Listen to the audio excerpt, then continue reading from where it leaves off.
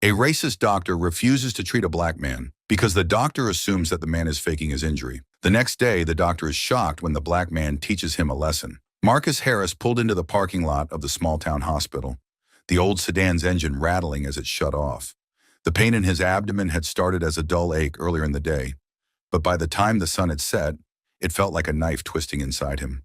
He winced, clutching his side as he stepped out of the car. His normally steady gait was reduced to a hunched shuffle as he made his way to the entrance. The automatic doors hissed open, and the harsh fluorescent lights of the emergency room greeted him. The place was busy, but not chaotic. A few patients sat slumped in the worn-out chairs, staring at the outdated magazines scattered on the coffee tables. Marcus approached the reception desk, where a young nurse in scrubs was typing something into a computer. Her face was blank, focused on the screen in front of her. "Excuse me," Marcus said, his voice strained with pain. "I need to see a doctor." The nurse looked up, her eyes quickly scanning his face before flicking down to the intake form in front of her. She seemed to hesitate for a moment, then handed him a clipboard with a pen attached. "Fill this out and take a seat," she said, her tone flat. Marcus took the clipboard, but the pain in his side flared up again, causing him to gasp and clutch the counter for support. The nurse noticed his struggle, her expression softening slightly. She reached out, taking the clipboard from him. "Let me just get some basic information," she said more gently. "Name? Marcus Harris," he managed to say through gritted teeth. "Date of birth? January 12th, 1978. "Okay, Mr. Harris," she said, typing the information into the computer. "I'll let the doctor know you're here. You can take a seat while you wait." Marcus nodded, grateful to be spared the task of filling out forms in his condition. He shuffled over to one of the chairs and lowered himself into it carefully, trying to find a position that would ease the pain. It wasn't working. He could feel the sweat starting to beat on his forehead, despite the cool air of the room. Minutes felt like hours as he waited. Every movement sent a jolt of pain through his abdomen, and he found himself gripping the armrests of the chair, his knuckles white. He glanced around the room, trying to distract himself. A mother was comforting a crying child in the corner, while an older man sat with a bandaged hand, staring blankly at the TV mounted on the wall. Finally, after what seemed like an eternity, a door to the side of the reception desk opened, and a tall, silver-haired man in a white coat stepped out. His expression was unreadable as he looked around the room, his eyes landing on Marcus. "Mr. Harris?" the doctor called out. Marcus struggled to his feet, every movement a battle against the pain. The doctor waited, arms crossed, as Marcus approached him.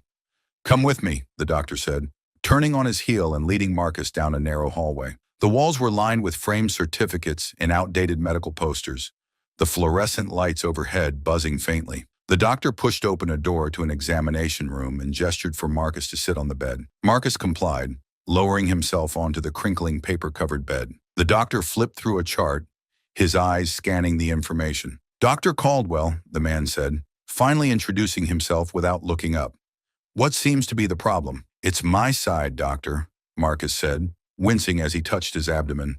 "The pain started this morning, but it's been getting worse all day.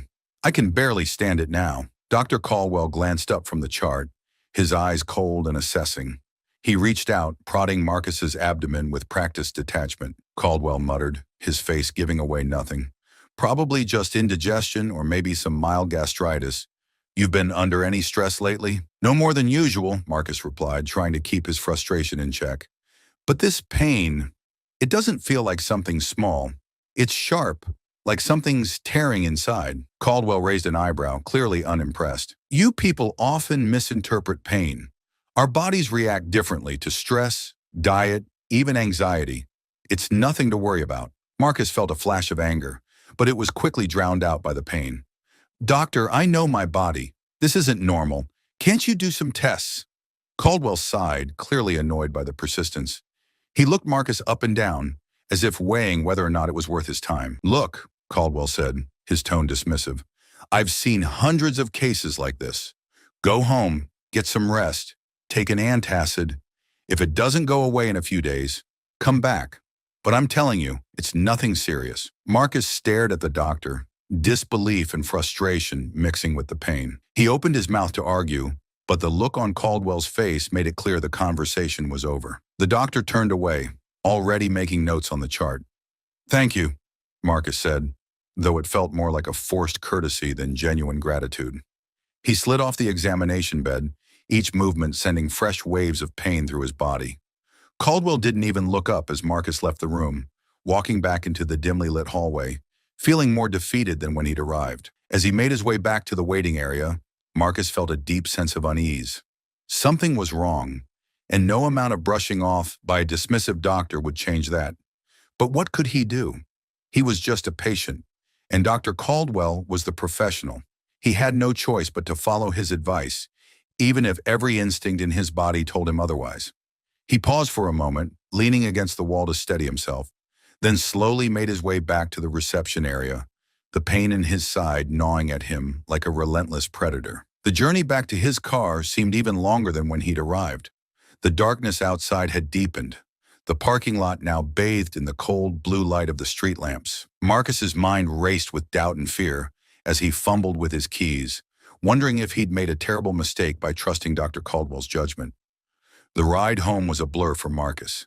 Each bump in the road sent a fresh wave of pain through his side, making it hard to focus on anything but the throbbing in his abdomen. The streetlights flickered by, casting brief moments of light into the darkness of the car's interior. But they did little to illuminate the confusion and frustration swirling in his mind. As he pulled into his driveway, Marcus hesitated before turning off the engine. He sat there for a moment, gripping the steering wheel, trying to make sense of what had just happened. Dr. Caldwell's dismissive words echoed in his ears, mixing with the relentless pain in his side. Probably just indigestion, stress, nothing serious, but it didn't feel like nothing. It felt like something was tearing him apart from the inside.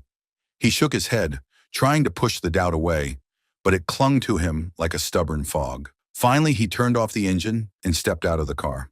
The cool night air hit him like a wave, momentarily distracting him from the pain. He walked slowly to his front door, each step careful and deliberate. The keys jingled in his hand as he unlocked the door and stepped inside. The house was quiet, too quiet. Normally, the silence would have been a comfort after a long day, but tonight it felt oppressive, like the walls were closing in on him. He made his way to the kitchen, hoping that maybe a glass of water or a light snack would help. But as he reached for a glass, the pain flared up again, sharper than before. He dropped the glass, and it shattered on the floor, the sound loud and jarring in the empty house. Marcus doubled over, clutching his side, trying to breathe through the pain. His mind raced, trying to remember what Dr. Caldwell had said. Rest. Antacid. Come back if it gets worse. But the pain was already worse. Far worse than when he'd been at the hospital. He staggered to the bathroom, fumbling through the medicine cabinet until he found a bottle of antacids. He popped a couple into his mouth, chewing them quickly. But they felt like chalk against his tongue, offering no relief. He gripped the edge of the sink, staring at his reflection in the mirror. His face was pale, sweat beading on his forehead. He looked like a man who was unraveling, and in a way, he was. Marcus stumbled back to the living room, collapsing onto the couch. He pulled his phone from his pocket, staring at it as if it held the answer to his problems. He could call the hospital, demand to see another doctor. But what would he say? That he didn't trust Caldwell's judgment? That he was convinced something was seriously wrong despite what the doctor had told him? He scrolled through his contacts, landing on his sister's name. She'd always been the voice of reason in his life, the one he turned to when he needed advice. But it was late, and he didn't want to worry her. He hovered over the call button for a moment before closing the phone and tossing it onto the coffee table. You people often misinterpret pain. Caldwell's voice rang in his ears, the words heavy with condescension. Marcus clenched his fists, anger boiling up inside him. How could the doctor be so sure? How could he just dismiss Marcus's pain like it was nothing? The pain in his side flared again, pulling Marcus from his thoughts. He gasped, pressing his hand against his side as if he could somehow hold the pain at bay. It was getting worse. There was no denying that now. But what was he supposed to do? Go back to the hospital just to be turned away again? He leaned back on the couch, closing his eyes, trying to focus on anything but the pain. He pictured his sister's face, her voice telling him to stay calm, to think things through. He could hear her now, saying that he should go back to the hospital, that he needed to push for a proper examination. But would they even listen? Or would he be dismissed again, sent home with nothing more than empty reassurances. Minutes turned into hours as Marcus lay there, drifting in and out of a restless sleep. Each time he woke, the pain was still there, gnawing at him like a relentless predator. By the time the first light of dawn crept through the windows, Marcus knew he couldn't wait any longer. He needed help, and if Caldwell wouldn't provide it, he'd have to find someone who would. With a groan, Marcus forced himself up from the couch, his body protesting every movement. He grabbed his phone again, scrolling through his contacts until he found the number for the hospital. His finger hovered over the call button, doubt gnawing at him. But then another jolt of pain hit, and the doubt vanished.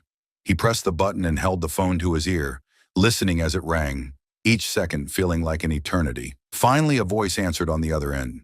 "St. Mary's Hospital, how can I direct your call?" Marcus took a deep breath, trying to steady his voice.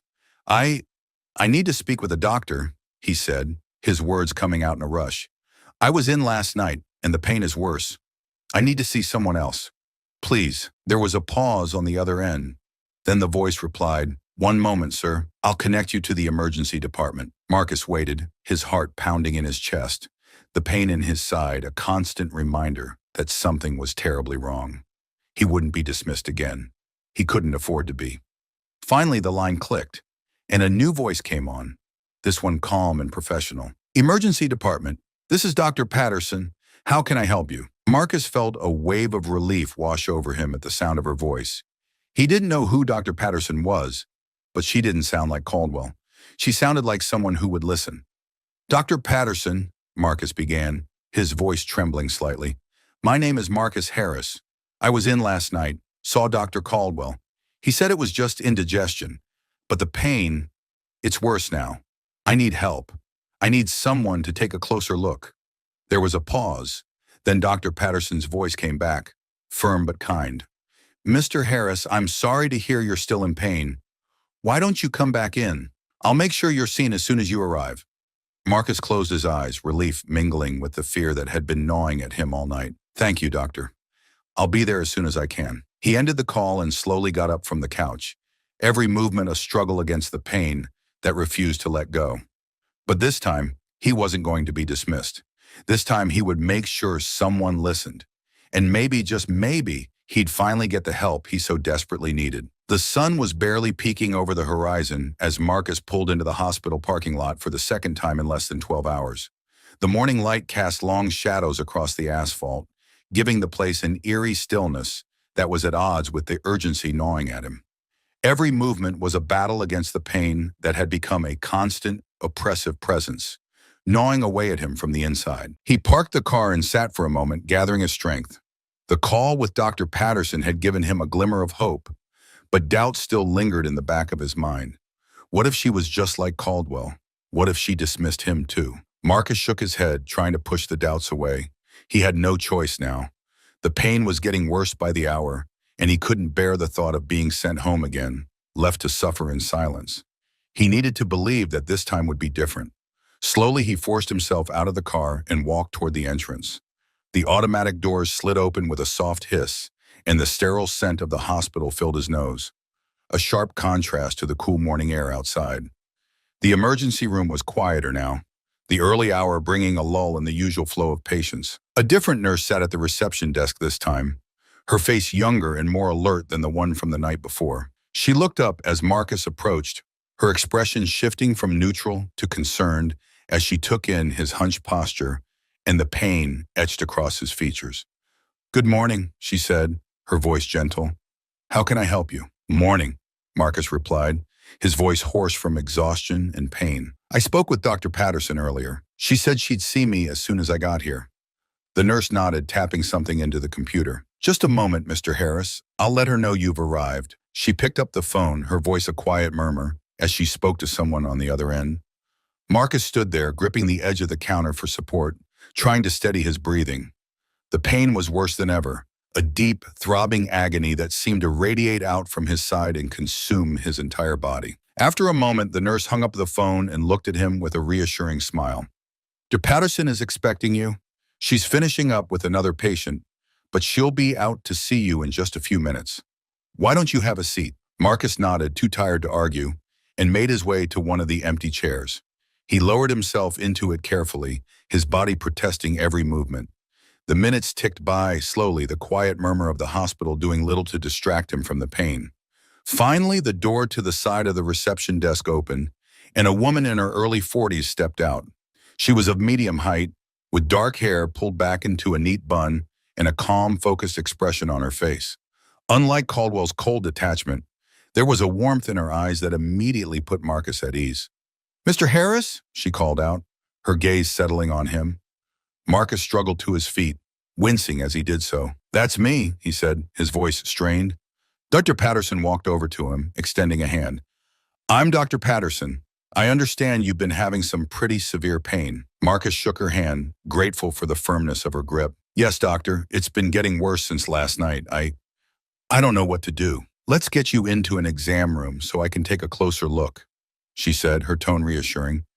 "We'll figure this out together." She led Marcus down the same hallway he had walked the night before, but this time the journey felt different. Dr. Patterson's presence was steadying, her demeanor calm and confident in a way that made Marcus feel like he was finally in good hands. They entered an examination room, and Dr. Patterson gestured for Marcus to sit on the bed.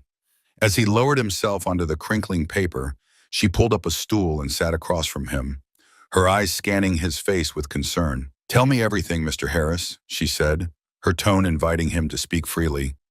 "Start from the beginning." Marcus took a deep breath, trying to organize his thoughts through the haze of pain. "It started as a dull ache yesterday morning, just a little discomfort in my side. But by the evening, it had turned into this sharp, stabbing pain. I couldn't stand it anymore, so I came here last night." Dr. Patterson nodded, listening intently. "And what happened then?" "I saw Dr. Caldwell," Marcus continued, a hint of bitterness creeping into his voice. "He poked around a bit, asked a few questions, and then told me it was probably just indigestion or stress. Said to go home, take an antacid, and come back if it got worse." Dr. Patterson's expression remained neutral, but Marcus could see the flicker of something in her eyes. Disapproval, perhaps, or frustration. "And did you take the antacid?" "Yes, but it didn't help at all," Marcus said, shaking his head. "The pain just kept getting worse. By this morning, I knew I couldn't wait any longer. That's when I called and spoke with you." Dr. Patterson stood up, moving closer to Marcus as she began a more thorough examination. She pressed gently on different parts of his abdomen, watching his face closely for any signs of discomfort. "Does this hurt?" she asked, her fingers probing just below his ribs. Marcus winced, nodding. "Yeah, that's where it's the worst." She continued the examination, her touch gentle but precise. After a few moments, she stepped back, her brow furrowed in thought. "Mr. Harris," she said, her voice serious, "I'm concerned about what you are describing. This doesn't sound like simple indigestion to me. I'd like to run some tests to get a better understanding of what's going on." Marcus felt a wave of relief wash over him at her words. Finally, someone was taking him seriously. "Thank you, doctor. I appreciate that." Dr. Patterson nodded, giving him a reassuring smile. "We'll start with some blood work and an ultrasound. It might take a little time to get the results, but I want to make sure we're not missing anything important." She stepped out of the room to make the necessary arrangements, leaving Marcus alone with his thoughts.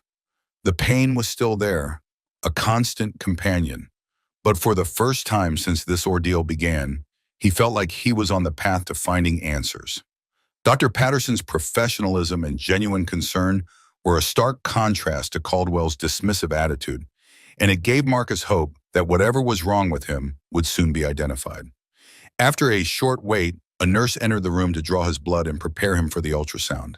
Marcus sat quietly, his mind racing with thoughts of what the tests might reveal. He knew it was too early to jump to conclusions, but he couldn't help but wonder what was causing the pain. The fear of the unknown gnawed at him, but he pushed it aside, focusing on the fact that he was finally getting the attention he needed. When Dr. Patterson returned, she was holding a folder with the initial results. Her face was serious, but there was a hint of determination in her eyes. "Mr. Harris," she began, sitting down across from him again, "the blood work shows some elevated levels that concern me, and the ultrasound indicates there might be an issue with your appendix. I'm going to recommend an immediate CT scan to confirm what we're seeing." Marcus felt his heart skip a beat. "My appendix? You think it might be?" "It's possible that you're experiencing appendicitis, which is a serious condition that requires prompt treatment," Dr. Patterson explained, her tone calm but urgent. If that's the case, we'll need to take action quickly. But I don't want to speculate too much until we have the CT scan results. Marcus nodded, his mind reeling from the sudden shift in the conversation. Just a few hours ago, he had been told it was nothing serious, that he was overreacting. Now he was facing the possibility of a serious medical emergency. "Thank you, doctor," Marcus said, his voice barely above a whisper. "Thank you for taking me seriously." Dr. Patterson reached out, placing a reassuring hand on his arm. "You did the right thing by coming back, Mr. Harris. We're going to take care of this." With that, she stood up, ready to arrange for the CT scan. As she left the room, Marcus felt a mix of emotions: fear, relief, anger. But most of all, he felt grateful. Grateful that someone had finally listened, that he wasn't alone in this anymore. As the door closed behind Dr. Patterson, Marcus leaned back on the examination bed, taking a deep breath. The pain was still there, gnawing at him relentlessly, but now, at least, he had a glimmer of hope that it wouldn't last forever. Marcus lay on the cold examination table, staring up at the sterile ceiling tiles as the machine hummed around him.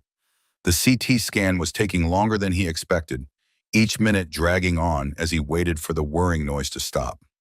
Every time the machine rotated, he imagined it capturing images of the pain inside him, finally giving a name to the agony that had haunted him for days. The room was dimly lit, and the only sounds were the steady hum of the machine and the distant murmur of hospital staff outside. Marcus tried to keep still, focusing on his breathing, but the pain made it hard. It had become a part of him now, an unwelcome companion that refused to be ignored. Finally, the machine powered down, and the technician slid the table out. "All done, Mr. Harris," she said, her voice calm and professional. "The doctor will have the results soon. Let me help you back to the room." Marcus nodded, too exhausted to respond. He was grateful when the technician offered him a hand and helped him to his feet. The walk back to the examination room felt longer than before, his body heavy with fatigue and the ever-present pain. When they arrived, the technician helped him onto the bed and left him alone to wait. Time seemed to crawl. Marcus tried to distract himself, looking around the room at the medical posters and equipment, but his mind kept circling back to one question: what if it's serious? He closed his eyes, trying to push the thought away, but it wouldn't leave. The possibility of something being seriously wrong had gnawed at him ever since the pain started, and now that they were so close to finding out the truth, the fear felt almost suffocating. A knock on the door pulled Marcus from his thoughts. He opened his eyes to see Dr. Patterson entering the room, her expression serious but not grim. She held a folder in her hand, the results from the scan. Marcus sat up slightly, his heart pounding as he tried to read her face. "Mr. Harris," Dr. Patterson began, closing the door behind her. She moved to the side of the bed, pulling up a stool to sit beside him. "I've reviewed your CT scan results, and I want to explain what we found." Marcus nodded, his throat dry. "Okay." Dr. Patterson opened the folder, revealing a few black and white images of his abdomen. She pointed to one of them, her finger tracing over a specific area. "This here is your appendix. It's inflamed, which confirms that you have appendicitis." The words hit Marcus like a punch to the gut, but at the same time, they brought a strange sense of relief. "So that's what it is. It wasn't just in my head." He nodded slowly, processing the information. What happens now?" "Appendicitis is a serious condition," Dr. Patterson continued, her tone professional yet empathetic. "If left untreated, it can lead to complications, including a ruptured appendix, which would be life-threatening. The best course of action is to remove the appendix surgically as soon as possible." Marcus swallowed hard, the reality of the situation sinking in. "Surgery? How soon?" "As soon as we can get you into the operating room," Dr. Patterson replied. "I've already spoken to the surgical team, and they're preparing now. We'll be moving you to the pre-op area shortly." The fear that had been lurking in the back of Marcus's mind surged forward, gripping him tightly. Surgery. The word alone was enough to send a chill down his spine. But the way Dr. Patterson spoke, with such certainty and calm, reassured him. This wasn't an option.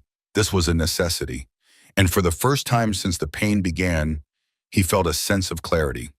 This was what needed to be done. "I understand," Marcus said, his voice steadier than he felt. "Thank you, doctor, for everything." Art Patterson gave him a small, encouraging smile. "You're in good hands, Mr. Harris. The surgical team is excellent, and I'll be with you every step of the way. Do you have any questions?" Marcus shook his head, the weight of the situation pressing down on him. No, I think I understand. I want this to be over. It will be soon, Dr. Patterson assured him. She stood up, placing a reassuring hand on his arm. I'll have the nurse come in and get you prepped. We'll take care of you. As she left the room, Marcus leaned back against the pillows, trying to calm the storm of emotions swirling inside him. The fear was still there, but it was tempered by the knowledge that help was on the way. He wasn't alone in this fight anymore. After a few minutes, a nurse entered, her demeanor efficient yet kind. She explained the steps to get him ready for surgery, but Marcus barely heard her. His mind was elsewhere, racing through everything that had led up to this moment. Caldwell's dismissiveness, the sleepless night of pain, the call with Dr. Patterson. It all seemed like a bad dream, one he was finally waking up from. The nurse handed him a hospital gown and helped him change, then started an IV in his arm. Marcus watched the clear fluid drip steadily into the tube, a reminder that the process was now out of his hands. He was placing his trust in the doctors, in the hospital staff, in the machines and the sterile environment that surrounded him. Once the nurse finished, she gave him a reassuring smile. You're all set, Mr. Harris. We'll be taking you to the operating room shortly. Just try to relax. Marcus nodded, his heart pounding. Thank you. As she left the room, Marcus took a deep breath, staring up at the ceiling. The pain in his side was still there, a relentless reminder of what had brought him to this point. But now there was an end in sight. He just had to get through this one last hurdle. A few minutes later, the door opened again, and this time it was two orderlies pushing a gurney. They helped Marcus onto it, their movements efficient but careful, making sure he was comfortable before they wheeled him out of the room. The hallway was quiet, the early morning light filtering through the windows as they made their way to the operating room. Marcus focused on the ceiling tiles passing by, trying to keep his mind calm. This was it, the moment he'd been dreading and hoping for all at once. As they approached the double doors leading to the surgical suite, Dr. Patterson appeared again, dressed in scrubs. She walked alongside the gurney, her presence a comforting anchor in the sea of uncertainty. We're going to take good care of you, Mr. Harris, she said, her voice steady. The surgery is routine, and you'll be back on your feet in no time. Marcus managed a weak smile, grateful for her words. I trust you, doctor. They reached the doors, and Dr. Patterson placed a hand on his shoulder. I'll see you in the operating room. Just take deep breaths and try to relax. You're in good hands. Marcus nodded, closing his eyes as they wheeled him through the doors. The last thing he heard before the anesthesia took hold was Dr. Patterson's calm voice, guiding him into the darkness with the promise of light on the other side. Marcus blinked against the harsh fluorescent lights overhead as he slowly regained consciousness. The world around him was a blur of white walls and soft beeping sounds, the steady rhythm of the heart monitor reassuring in its consistency. His body felt heavy, weighed down by the lingering effects of anesthesia, but the sharp, gnawing pain in his side was gone, replaced by a dull, manageable ache. He was alive. The surgery was over. A nurse appeared beside him, her face kind and attentive. Welcome back, Mr. Harris. How are you feeling? Marcus took a moment to gather his thoughts. His throat was dry and his voice came out raspy. Tired, but better, I think. That's good to hear, the nurse said with a warm smile. The surgery went well. Dr. Patterson will be in to see you shortly, but in the meantime, just rest. You're in the recovery room, and we'll be moving you to a regular room soon. Marcus nodded, closing his eyes briefly. The relief of being on the other side of the ordeal washed over him, and he allowed himself a moment of peace. The nurse adjusted his blankets and checked the monitors before stepping away, leaving Marcus alone with his thoughts. He drifted in and out of sleep for what felt like hours, the haze of exhaustion mingling with the remnants of the anesthesia. At some point, he was moved to a private room, the environment quieter and more comfortable. The steady pulse of the IV in his arm and the soft murmur of the machines became a comforting background noise as he slowly came back to full awareness. It was in this state that Dr. Patterson appeared, dressed in her usual white coat, her expression one of calm professionalism tinged with genuine concern. She pulled up a chair beside his bed and sat down, her eyes meeting his. How are you feeling, Mr. Harris? She asked, her voice soft. Better, Marcus replied, managing a small smile. Thank you, doctor.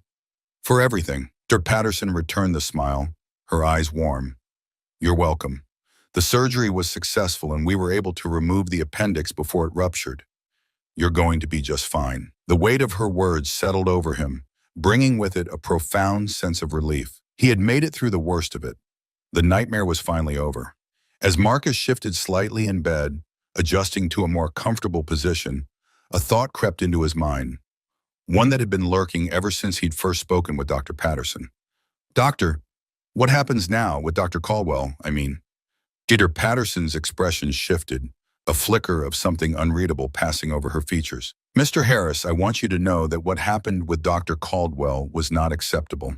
Your concerns should have been taken seriously from the beginning, and I'm deeply sorry that they weren't." Marcus nodded, the frustration he'd felt the night before resurfacing.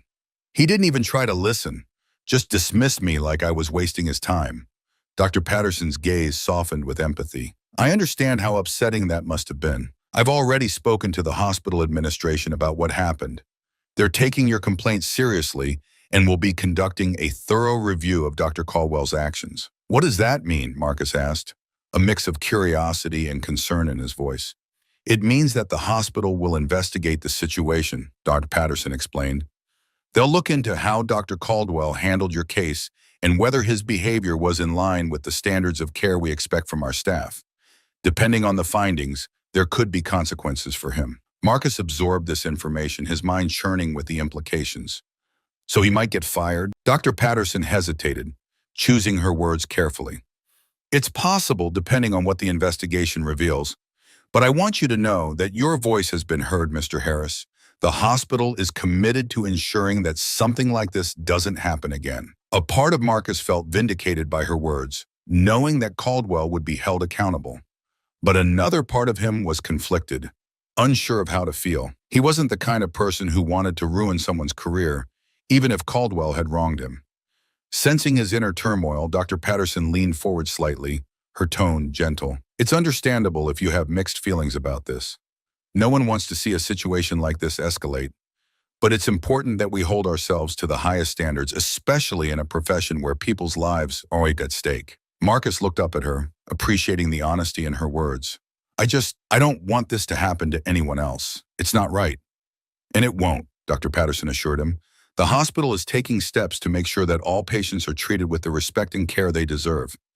You did the right thing by speaking up." Marcus nodded slowly, the tension in his chest easing a little. He didn't regret pushing back against Caldwell's treatment of him, but the reality of the situation was still difficult to process. "Thank you," he said quietly, the words carrying more weight than he realized, "for listening, for taking me seriously." Dr. Patterson gave him a small, encouraging smile. "It's my job, Mr. Harris, and it's one I take very seriously. You should rest now. Your body needs time to heal, and we'll be here to support you through that process." Marcus settled back against the pillows, feeling a sense of closure, though he knew the journey wasn't quite over. "I will. Thank you, doctor." As Dr. Patterson stood to leave, she paused at the door, turning back to him. "If you need anything, don't hesitate to call. I'll check on you later." With that, she left the room, leaving Marcus alone with his thoughts. The conversation had brought him a measure of peace, but it also left him with a lot to think about. He had come to the hospital in pain, desperate for help, and had been dismissed without a second thought. It had taken another doctor's intervention to get the care he needed, and now the consequences of Caldwell's actions were unfolding. Marcus closed his eyes, the events of the past day swirling in his mind. The fear, the anger, the relief, they were all there, mingling with the physical exhaustion that had settled deep in his bones. He knew he had done the right thing by speaking up, but the road ahead still seemed uncertain. As he drifted off to sleep, Marcus couldn't help but wonder what would happen next. Would Caldwell be held accountable? Would the hospital truly change? And would he ever feel completely at ease in a place that had once seemed so indifferent to his suffering? The answers would come in time, he knew. But for now, all he could do was rest and hope that the worst was behind him.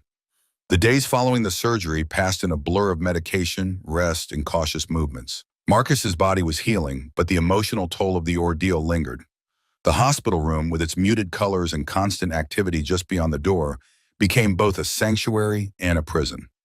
Each time a nurse or doctor entered, Marcus felt a mix of gratitude and wariness, the memory of Caldwell's dismissal never far from his mind.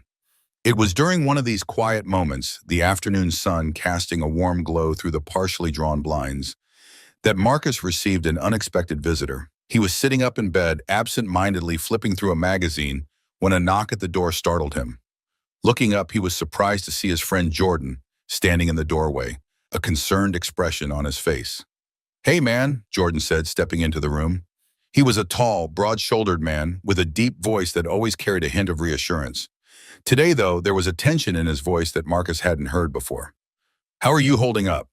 Marcus set the magazine aside, a smile tugging at the corners of his mouth. "Better, I think. Just trying to take it one day at a time." Jordan pulled up a chair beside the bed, his eyes scanning Marcus's face as if searching for something unspoken. "I've been worried about you. When I heard what happened, I wanted to come sooner, but the hospital wouldn't let me in." "Yeah, they've been pretty strict with visitors," Marcus replied, his smile fading slightly. "But I'm glad you're here now. It's good to see a familiar face." Jordan nodded, leaning forward slightly. "I heard about Caldwell. That's some messed up stuff, man. How are you dealing with it?" Marcus sighed, running a hand through his hair. "It's been a lot. I keep thinking about how things could have gone differently if Dr. Patterson hadn't stepped in. Caldwell just brushed me off like I didn't matter." Jordan's expression darkened, his hands clenching into fists. "That kind of treatment isn't right, Marcus. You deserve better than that. We all do." "I know," Marcus agreed, the frustration he'd been holding back bubbling to the surface. "It's just, I don't know, man. I keep replaying it in my head, thinking about how I could have said something different or pushed harder. But at the time, I was in so much pain, I just wanted someone to listen. And that's exactly what they should have done," Jordan said firmly. "You were in pain, and Caldwell didn't take you seriously. That's on him, not you." Marcus looked at his friend, the unwavering support in Jordan's eyes giving him a sense of strength he hadn't felt in days. "I've filed a complaint, and Dr. Patterson said the hospital's taking it seriously. But I don't know what's going to happen. Part of me wants to see Caldwell face consequences, but another part of me just wants to move on." Jordan's gaze softened, and he leaned back in his chair, his tone more measured. "I get that. It's tough, man. You don't want to be the reason someone loses their job. But at the same time, what Caldwell did wasn't just a mistake. It was negligence, plain and simple." Marcus nodded, his mind swirling with conflicting emotions. "I just keep thinking, what if this happens to someone else? What if they're not as lucky as I was?" Jordan May was silent for a moment, his eyes thoughtful. "That's the thing, Marcus. By speaking up, you're not just standing up for yourself. You're standing up for everyone who's ever been in your position. Caldwell needs to be held accountable, not just for your sake, but for everyone who comes after you." The weight of Jordan's words settled over Marcus, and he realized that his friend was right. This wasn't just about what had happened to him. It was about making sure no one else had to go through the same ordeal. "You're right," Marcus said quietly, his resolve strengthening. "I can't just let this go. I have to see this through." Jordan nodded, a small smile of approval on his face. "That's the Marcus I know. You're stronger than you think, man. And you've got people who have your back." Marcus felt a surge of gratitude for his friend, the warmth of their bond cutting through the lingering bitterness. "Thanks, Jordan. I really appreciate that." "Any time, man," Jordan replied, standing up and clapping a hand on Marcus's shoulder. "And don't worry, I'll be here with you every step of the way. We'll make sure Caldwell gets what's coming to him." The two men shared a look of understanding, a silent agreement that whatever lay ahead, they would face it together. As Jordan left the room, Marcus felt a renewed sense of purpose. He wasn't just fighting for himself. He was fighting for everyone who had ever been dismissed, ignored, or treated as less than they deserved. The rest of the day passed more quickly, the minutes slipping by as Marcus focused on his recovery. The pain from the surgery was manageable, and each passing hour brought him closer to being discharged from the hospital. But the real challenge, he knew, lay beyond these walls. That evening, Dr. Patterson stopped by again, her expression more relaxed now that Marcus was on the mend. They discussed his recovery plan, the steps he would need to take to regain his strength, and the importance of following up with his primary care physician once he was home. Before she left, Marcus brought up Caldwell again, his voice steady. "Dr. Patterson, I've been thinking a lot about what happened with Dr. Caldwell. I want to make sure that something like this doesn't happen to anyone else." Dr. Patterson nodded, her eyes meeting his. "I understand, Mr. Harris. The hospital is taking this very seriously, and I want you to know that your concerns are being heard. The investigation is ongoing and I'll make sure you're kept informed about any developments. Marcus felt a sense of relief at her words, knowing that he wasn't alone in this fight. Thank you, doctor. That means a lot to me. You've been through a lot, Mr. Harris, Dr. Patterson said, her voice gentle. But you're stronger than you realize. You're not just a patient, you're an advocate for change. And that's something to be proud of. As she left the room, Marcus leaned back against the pillows, a sense of determination settling over him. The path ahead wouldn't be easy, but he was ready to face it. He was ready to stand up for himself and for others who might find themselves in his shoes. The next morning, Marcus was discharged from the hospital. His body still sore, but his spirit stronger than it had been in days. Jordan was there to pick him up, and as they drove away from the hospital, Marcus looked back at the building, a sense of closure mingling with the knowledge that the journey wasn't over yet. But he was ready. He had survived the worst of it, and now, with Jordan by his side and a newfound sense of purpose, he was prepared to take on whatever came next. The weeks following Marcus's discharge from the hospital were a whirlwind of physical recovery and emotional reflection. His body healed steadily, though the pain of the surgery lingered as a constant reminder of what he had been through. But it wasn't just his physical wounds that needed mending. Marcus knew that the real battle was still ahead. It began with a phone call. One afternoon, as Marcus was settling into the routine of being back home, his phone rang. The number was unfamiliar, but something in his gut told him to answer. Hello? Mr. Harris, this is Lisa Hammond from the hospital administration. I'm calling to follow up on your complaint against Dr. Caldwell. Marcus felt his pulse quicken. Yes, I remember. What's going on? First, I want to apologize again for what you went through, Lisa said, her tone professional but empathetic. The hospital has been conducting an investigation into Dr. Caldwell's conduct, and we've uncovered some troubling patterns. It appears that your case was not an isolated incident. Marcus's grip tightened on the phone. What do you mean? We've found that several other patients have lodged complaints against Dr. Caldwell for similar behavior, Lisa explained. Dismissal of symptoms, refusal to take concerns seriously, and in some cases even hostile interactions. This has prompted the hospital to take immediate action. Marcus's mind raced as he processed her words. He had known that what Caldwell did was wrong, but hearing that it wasn't an isolated incident made his anger flare anew. So what happens now? Dr. Caldwell has been placed on administrative leave pending a full review, Lisa said. The hospital board is considering the next steps, which could include suspension or termination, depending on the findings. A part of Marcus felt a surge of satisfaction at hearing this. Caldwell was finally being held accountable, but there was another part of him that remained wary. Is there anything I need to do? He asked. Actually, yes, Lisa replied. We're holding a formal hearing in a few weeks, and we'd like you to testify about your experience. Your testimony could be crucial in determining the outcome. Marcus hesitated, the weight of the request settling over him. Testifying meant reliving the trauma, facing Caldwell, and opening himself up to scrutiny. But it also meant standing up for himself and for those other patients who had been dismissed and ignored. I'll do it, Marcus said, his voice firm. I'll testify. Thank you, Mr. Harris, Lisa said, relief evident in her voice. I know this isn't easy, but your courage is going to make a difference.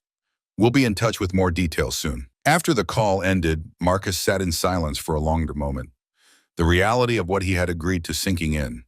He had taken the first step toward justice, but the path ahead was far from clear. That evening, Jordan came over, bringing dinner and his usual unshakable support. As they sat in the living room, eating takeout and watching TV, Marcus told him about the phone call and the upcoming hearing. Jordan listened quietly, his face thoughtful. That's big, man. You're really doing it. Yeah, Marcus replied, pushing his food around his plate. It feels like a lot. I've never done anything like this before. You don't have to do it alone, Jordan said, his tone reassuring. I'll be there with you every step of the way. And I know it's scary, but you're doing the right thing. Caldwell needs to answer for what he did. Marcus nodded, appreciating his friend's unwavering confidence in him. I just hope I can get through it without freezing up. I'm not exactly great with public speaking, Jordan chuckled, his laughter lightening the mood. Just be yourself, man. Tell the truth. You've got nothing to hide. And Caldwell's the one who messed up.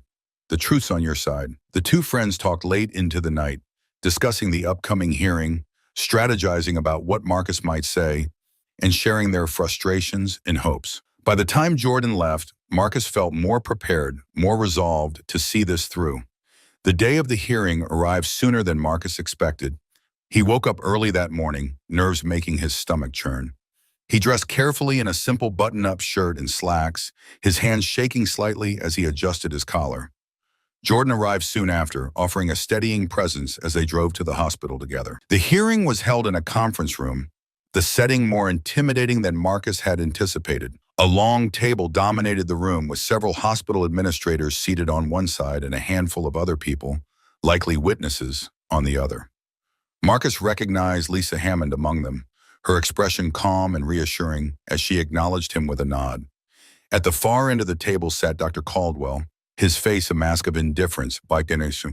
Seeing him again made Marcus's pulse quicken, a mix of anger and anxiety bubbling up inside him. This was the man who had dismissed his pain, who had nearly cost him his life with his arrogance. But Marcus wasn't the same person he had been that night. He was stronger now, more determined, and he wasn't going to let Caldwell's presence intimidate him. The proceedings began with formalities, the hospital's legal team outlining the charges against Caldwell. Marcus listened intently, his nerves slowly giving way to a growing sense of purpose. When it was his turn to speak, Lisa introduced him and asked him to share his story. Marcus took a deep breath and began, his voice steady despite the tension in the room. He recounted the events of that night, how he had arrived at the hospital in pain, how Caldwell had dismissed his symptoms, and how it had taken Dr. Patterson's intervention to get the treatment he needed. As he spoke, he noticed Caldwell's expression harden, a flicker of irritation crossing the doctor's face. But Marcus didn't let it deter him. He pressed on, describing the fear and frustration he had felt, the sense of helplessness as he had been ignored. When he finished, the room was silent for a moment. Then one of the administrators, a stern-looking woman with glasses perched on the edge of her nose, asked, "Mr. Harris, how did Dr. Caldwell's actions affect you beyond the immediate medical concerns?" Marcus paused, considering the question. "It made me feel like I didn't matter," he said finally, "like my pain wasn't real, or like I was just wasting his time. I was scared, and I didn't know what was wrong with me, but he didn't seem to care. I don't want anyone else to feel like that, especially when they're in a situation where they need help the most." The administrator nodded, her expression serious. "Thank you, Mr. Harris. Your testimony has been very helpful." Marcus returned to his seat, his heart pounding, but a sense of relief washing over him. He had done it. He had spoken up, and now it was up to the hospital to take action. The hearing continued with other witnesses, each recounting their own experiences with Caldwell. Marcus listened, his anger simmering as he realized just how many people had been affected by the doctor's negligence. These weren't just isolated incidents, they were part of a pattern, one that the hospital could no longer ignore. When the hearing finally concluded, the administrators promised to deliver their decision within the week. Marcus left the hospital with Jordan by his side, the weight of the day's events pressing down on him. "You did great, man," Jordan said as they walked to the car. "I'm proud of you." "Thanks," Marcus replied, feeling a mix of exhaustion and relief. "I'm just glad it's over. Now we just have to wait and see what they decide." "Whatever happens, you've already made a difference," Jordan said, his voice steady. "You stood up for yourself, and for a lot of other people too. That's something to be proud of." As they drove away from the hospital, Marcus looked out the window, the city passing by in a blur. He had faced one of the biggest challenges of his life and come out stronger for it. Now all that was left was to wait for the hospital's decision, and whatever it would bring, Marcus knew he was ready to face it head on. The week following the hearing was one of the longest of Marcus's life. Each day dragged by, the hours ticking away with agonizing slowness as he waited for the hospital's decision. He tried to keep busy, focusing on his physical recovery, catching up on work, and spending time with Jordan, who had been a constant source of support. But no matter how hard he tried to distract himself, the uncertainty gnawed at him. One afternoon, as Marcus sat in his living room, flipping through the channels on TV without really watching anything, his phone buzzed. He grabbed it, his heart leaping into his throat when he saw the caller ID, Lisa Hammond. He took a deep breath before answering. "Hello? Mr. Harris, it's Lisa Hammond.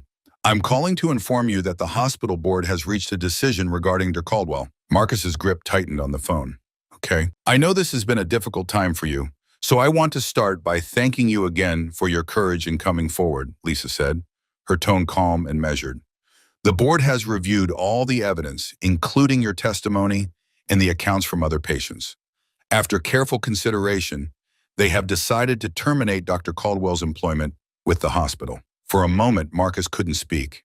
He had hoped for this outcome, but hearing it confirmed left him momentarily stunned. He's fired? Yes, Lisa confirmed, effective immediately. The board determined that Dr. Caldwell's conduct was not only unprofessional, but posed a significant risk to patient safety. The hospital cannot and will not tolerate that kind of behavior. Marcus let out a long breath, a mix of relief and disbelief washing over him. Caldwell was gone.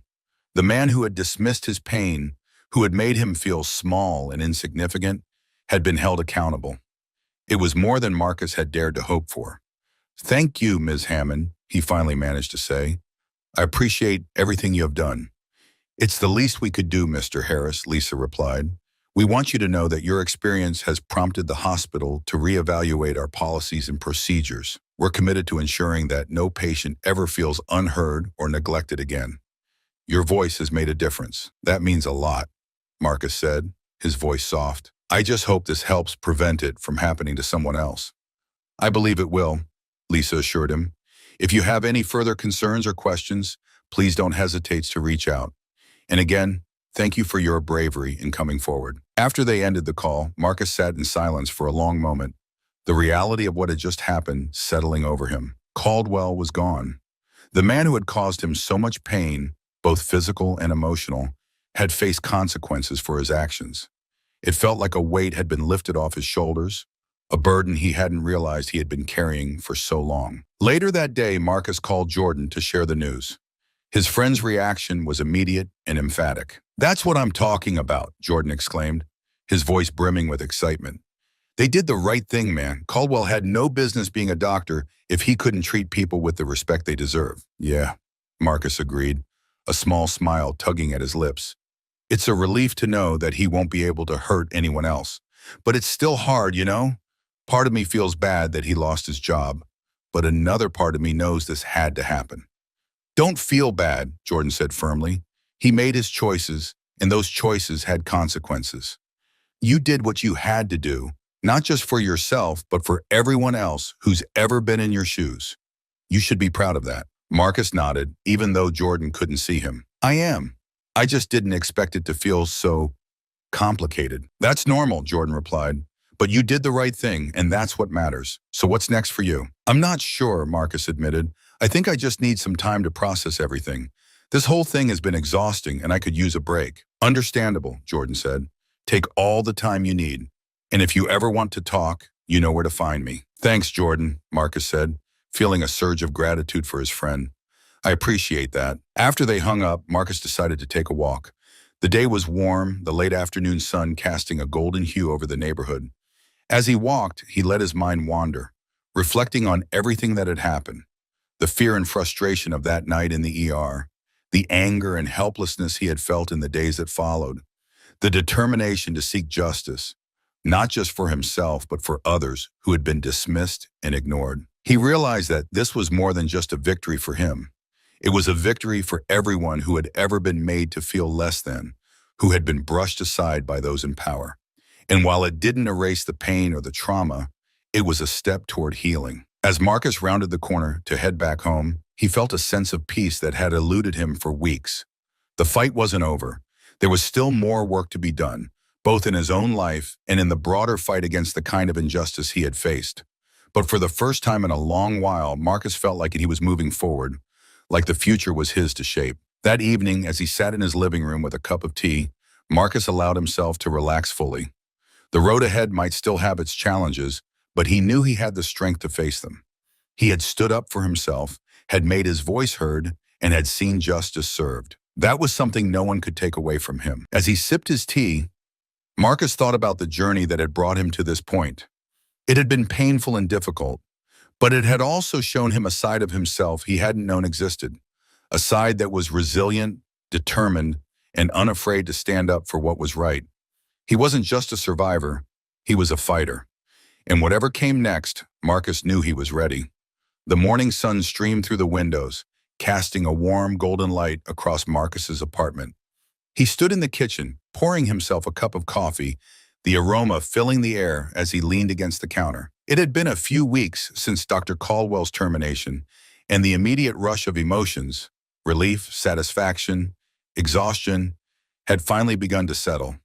Now there was a sense of calm that Marcus hadn't felt in a long time, a quiet confidence that things were moving in the right direction. As he sipped his coffee, Marcus thought about the journey he had been on, the fear and frustration of that night in the ER, the anger and helplessness he had felt afterward, the determination to fight for justice.